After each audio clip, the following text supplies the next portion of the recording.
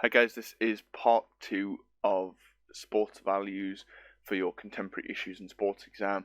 And this sort of video is going to be surrounded by the reasons why we use drugs in sport, or the reasons why some athletes might use drugs in sport, some drugs tests, some of the impacts of a drugs ban, and then finally, the organisation, the World Anti-Doping Agency, and their role in preventing the use of drugs in sport. To start us off, the reasons why drugs are used in sport. There's obviously a few different reasons, and ultimately the athlete themselves makes that decision. But these are some of the reasons that an athlete may choose to use some drugs in sport. The first reason is they think other people are. So this was a big deal when Lance Armstrong was caught cheating in the Tour de France. One of his main reasons for doing it was he said everyone else was. He said he was the only one to get caught, but he was adamant that upwards of 80% of the peloton in the Tour de France were using performance-enhancing drugs. So potentially, if you think other people are, then you might think, well, I've got no chance of winning unless I am. So that's one of the sort of key factors in that decision making. The next one is you have more chance of staying in a team. So if you're a bit worried about your level of performance, worried about potentially a team dropping you, thinking of an athletics team, for example, if you want to stay in Team GB, or if you want to stay in Team Sky and cycling, then you might decide that actually performance-enhancing drugs might be one of the better ways of staying in that team. It increases your chance of doing so, and therefore increases your popularity. Also might increase prize money and things like that, so more long-term success from being in that team. Another reason is it obviously enhances performance. In terms of enhancing performance, it reduces your recovery time, which means you can train more. If you can train harder for longer and then have a faster recovery time, you can get back to training more, so you're doing a lot more training than someone else who may not be on performance-enhancing drugs. Therefore, your overall performance over time is going to get higher. In terms of physiological and psychological benefits, it's thinking about being bigger, faster, stronger. If you are taking performance-enhancing drugs, it's going to make you bigger, it's going to make you faster, it's going to make you stronger. But also it's going to have that psychological benefit in our heads that if we think we're bigger, faster, stronger, then psychologically we're going to be in a better place, which ultimately leads to better performance.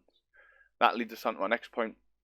So reasons you might take performance-enhancing drugs offer better chances of winning. If physiologically, in terms of our actual body, and psychologically, in terms of our mind, we are better, that increases, so you have a better chance of winning.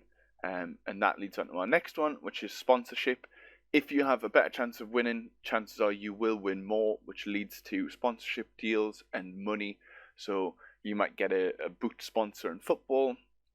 You might get adverts or equipment sponsors such as Nike, and they could be paying you millions and millions of pounds, all off the back of your success. So in the back of some athletes' minds, they might be thinking, actually, I'm going to get more money if I win, and therefore might take performance-enhancing drugs to get me in a better position of winning. And the final one is, or final two rather, are pressure from coaches. So this again in cycling, there was quite a lot of pressure from coaches for people to do well. We also had that in the Russian scandal for the Olympics. That was a coach-led national sort of program that pumped drugs into young athletes. And the pressure from coaches, if you want to be on this team, if you want to do well, this is the way to do it. And there's a culture of this in high school sport in America as well. So some pressure from coaches might make you think actually performance-enhancing drugs are the right decision for me. And then finally, pressure from sponsors. So if you're not the best, you might get dropped by a sponsor. So once you've started winning and you've gained those sponsorship money, to stay in those sponsorship deals, there's a lot of pressure from sponsors for you to continue to be the best. And as you get a little bit older, performance might drop off. So again, performance-enhancing drugs might become more and more appealing in your head, for sort of a reason why you might take them, to try and keep in those sponsorship deals and ultimately keep making money. In terms of drug tests, so there's four sort of main ways that they test for drugs. They can do hair samples, which can provide quite accurate results for up to 90 days before your test. So if you've had any performance-enhancing drugs within those 90 days, a hair sample will show that pretty accurately. There's a urine sample which goes into an A and a B sample, and we'll touch on that in a moment. They can take a sample of your nails and look at the sort of chemical composition of your nails to work out if you've been on performance enhancing drugs, and this sort of provides accurate results for up to 8 months before. So if you've had performance enhancing drugs in your system anywhere up to 8 months prior to getting your nails tested, they could show up. And then the final one is a blood test, which again is split into an A and a B sample. And what we mean by an A and a B sample is when you take a urine test or a blood test, they are split into 2 samples. They will test sample A. If that is positive, they will then test sample B, and if that's positive, you'll get banned. So if they test sample A and that's positive, they might test sample B. If that one was negative, then your ban would be reviewed, and chances are you wouldn't be banned. So it's got to be positive for your A and your B test, and that's one of the sort of main ways that athletes try and get around it. And in the big scandals such as Lance Armstrong, there was a lot of testing, sort of A and B tests that were getting swapped out. So test A might have been their blood, for example, but then they were getting someone else's blood into the testing centre so that test B would be negative, because actually that was a completely different person's results. So the impact of taking drugs is ultimately you can get banned, and the impact of a drug ban is you're a poor role model for other people in sport. So it comes out that you've been taking performance enhancing drugs, and as a role model, that doesn't look very good for you, and you get a negative reputation. Another impact of a drug ban is you could lose medals, you could lose your records, and you can lose your sponsorship deals. And often you can actually be made to pay back some of the money that you've gained in sponsorships, that you've gained in competitions, which can leave you financially in not a very good position. You lose respect, so your career tends to be ruined once you've taken drugs, and normally is the end of your career. There are a few athletes who've come back from it, such as Dwayne Chambers, for example, who was a GB sprinter. He came back from a lifetime Olympic ban, and continued to be successful after a 4-year ban in the World Championships, but this is sort of unlikely. And then finally, it's breaking the law. So a lot of performance enhancing drugs are actually, they're illegal, so you are breaking the law if you're caught taking performance enhancing drugs. In terms of how we get caught taking drugs, so there's a multinational corporation, which means that they span across several different countries, called the World Anti-Doping Agency, and that is WADA. You might see it as WADA in your exam or WADA within your revision guide. They were founded in 1999. It's funded by multiple national governments, and they're totally independent of sport. So they're not aligned to any specific national governing body. They're completely independent, which means that they are sort of fair in their judgment. And they are the people who perform all these tests, and they also hand out the bans to the respective athletes who are caught.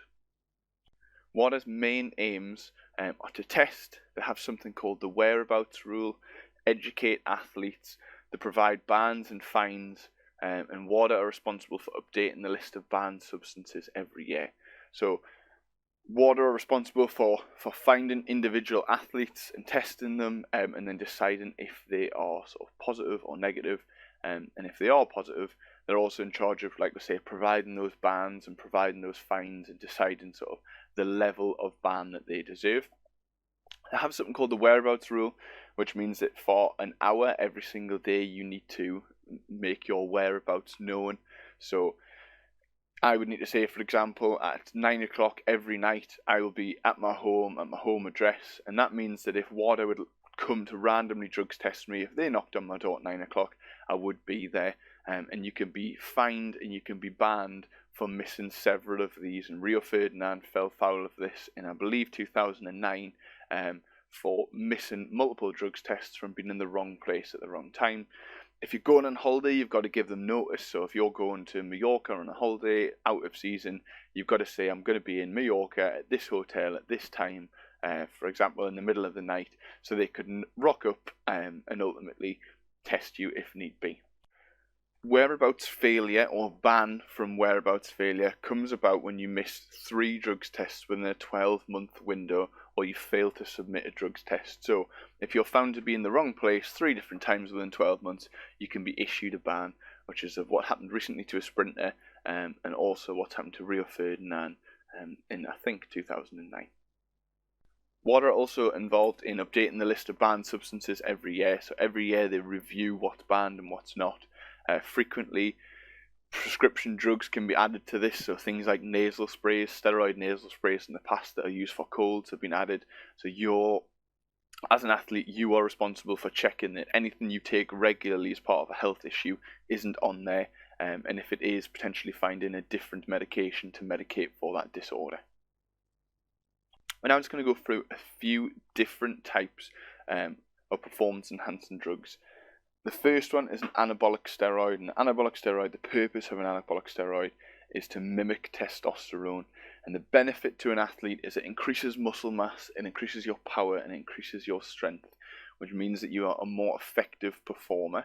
The negatives on the athlete are infertility, so the inability to create fertility sort of cells in your body, whether that be sperm or eggs, high blood pressure, heart attack, and ultimately death.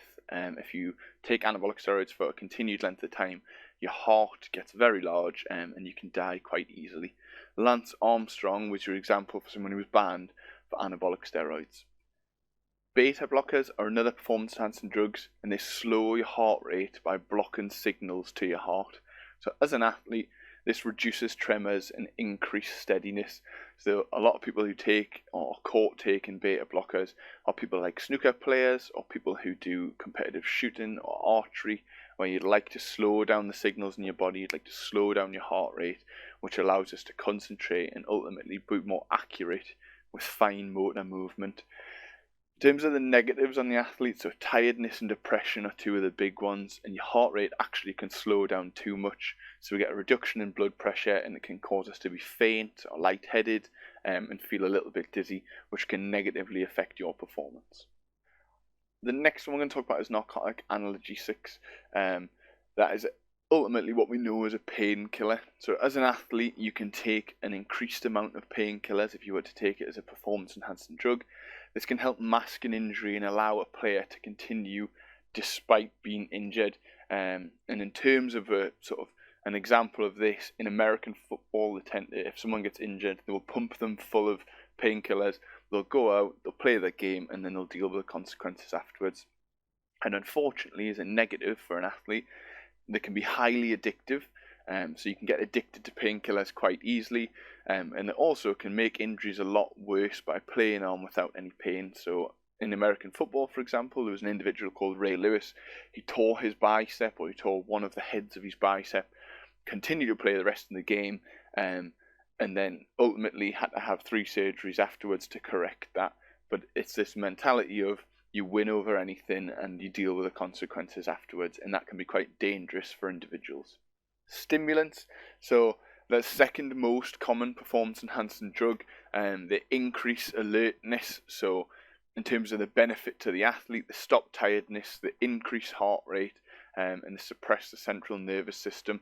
Things like caffeine are a stimulant, and as an athlete you've got to be aware of how much caffeine you've intaken on that day that you have a competition, and if your intake's too high you can be banned for having too much caffeine, and it's around about 1.5 cups of coffee, but it affects everyone in different ways, so you've got to look at it at an individual level.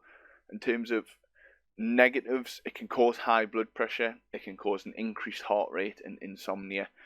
There are other stimulants, such as cocaine as a stimulant, but you also get other chemical compounds which tend to be used in things like sprinting, and this allows us to react very, very quickly to the gun and get a head start. And 2 sprinters on here as an example is Asafa Powell and Johan Blake. Both are Jamaican national sprinters and both been banned in the past for stimulants. Johan Blake was 15 when he was banned, so performance-enhancing drugs in sport do start at a very young age. The final one is peptide hormones, and these are very, very similar to steroids, and ultimately a peptide hormone is a hormone we naturally produce in our body, but we're increasing the amount of that by creating it in a lab or creating it in a test tube, and then we're putting it into our body so that our body thinks we've got a lot of it, which creates our desired effect. And an example of this is EPO, or recombinant EPO, which increases red blood cells and oxygen supply. So as an athlete, if you're a long distance athlete, you want lots of red blood cells, you want lots of oxygen so we don't tire too quickly. The negative is this can thicken the blood, it can create clots, and if those clots travel to our coronary artery on our heart or into our lungs, to our pulmonary arteries, you can have a heart attack, and ultimately you can die. It tends to be peptide hormones tend to be taken by long distance athletes such as Lance Armstrong and Alberto Contador, also banned. So that sort of rounds off performance enhancing drugs in sport. So you need to be aware of all the drugs that we've mentioned there, plus a few more, different ways of testing, what the World Anti-Doping Agency do, and then some of the reasons why people take drugs in sport. The best way to sort of test your knowledge is using some questions. Look at the mark schemes for those. So we've provided you in class with some questions. Look at the mark schemes and look what sort of common points come up across all those mark schemes. What I would like you to do now is have a look at the questions that were put on screen. If you pause the video, give them a go. Ideally write them down or use a pen and paper to jot them down so you're exercising a little bit of exam technique. But if you've not got any hand, pause the video, look at them, think, right, based on the last 20 minutes of videos I've just watched, part 1 and part 2, can I answer this question? Do I know some sporting examples for it? And use this as a bit of a test to yourself. If you don't know it or you don't know it fully, go back, find the part in the video and sort of consolidate that knowledge and come back to the question and see if you can answer it then.